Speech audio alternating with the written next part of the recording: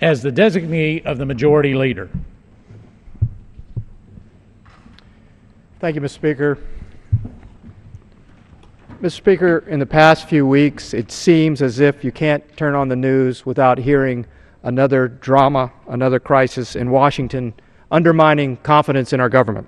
Whether it's Benghazi, the IRS, the Department of Justice, the Department of Health and Human Services, it's hard to know what may be next. Mr. Speaker, there's an age-old expression. It goes like this: be careful to whom you give a gun and a badge. Authority is a very delicate matter. A well-functioning government must ensure that those who are in positions of influence are committed to serving the public with impartiality and fairness. Recent revelations have done much to undermine the public trust. Mr. Speaker, 8 months ago, our ambassador to Libya was killed along with three other Americans. Not only is this an affront to America because we lost our ambassador, it is also an attack on our nation and undermines the international rule of law. The process by which we've tried to unpack the details of this attack have been careening all over the place. Even after several committee hearings on Benghazi, including a Foreign Affairs Committee hearing in which I participated last December, a core question remains unanswered. Who said stand down when reinforcements were called for? Now, there may be legitimate military and diplomatic reasoning here, but we simply need to know the answer to that question. Or this could have been a very serious mistake with the most grave of consequences. In the past week, we learned of discrimination against specific groups by the Internal Revenue Service. These reports are causing a firestorm across our country. Our sensitivities are rightly heightened when it comes to the collection of taxes. No one wants to pay taxes, but we must have a revenue collecting agency in order to have a functioning federal government. It is unconscionable, though, that this agency targeted citizens because of their political or religious beliefs. The IRS of all agencies must be held to the highest of high standards of fairness and impartiality. The reported actions seriously undermine the foundation of trust necessary between citizens and their government.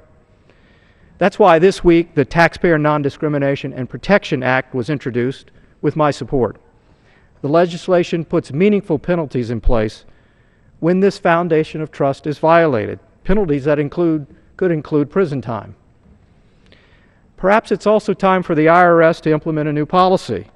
Everyone they are auditing, or perhaps have audited in the past 3 years, must be provided with a fuller explanation as to why they're going through this process to ensure that there is no improper targeting of persons, of American citizens, based upon their religious or political beliefs.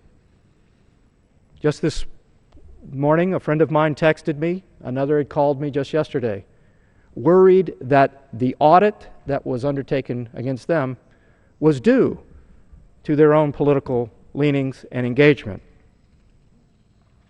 But, Mr. Speaker, the real issue is this: just how deep and wide is the mindset that pervaded the IRS that did target Americans based upon their religious or political leanings? On another issue, we are learning that the Department of Justice seized phone records of Associated Press reporters, including their personal phone lines. Now, the ability to wiretap and probe needs to be in place in narrow circumstances. But the wide-ranging nature of what happened raises a number of questions. Questions that beg us to ask, how do we protect the freedom of the press? Another problem that hasn't been widely discussed is that the Department of Health and Human Services, in effect, is also targeting people based upon their beliefs. The department is forcing Americans to pay for drugs and procedures that many find to be inconsistent with their deeply held reasonable beliefs or their religious tradition. When the President introduced his health care plan, he told Americans that if they liked their health insurance, they could keep it.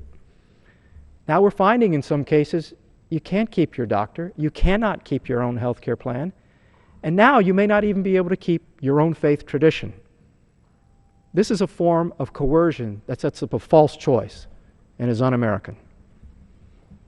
All of these events are converging to erode confidence in Washington. Now, thankfully, many of these concerns actually cross the political aisle. There is bipartisan concern. These are American issues. And these events underscore why we actually do have a balance of power in Washington. There is an executive branch that enforces the law, and there is a legislative branch that writes the law.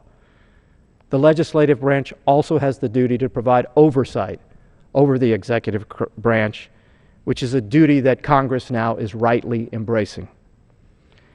Mr. Speaker, it is important that in each instance here, the truth is uncovered, and swift and appropriate actions are taken to help restore confidence in the impartiality, fairness, and competence of the federal government. With that, Mr. Speaker, I yield back. The gentleman yields back.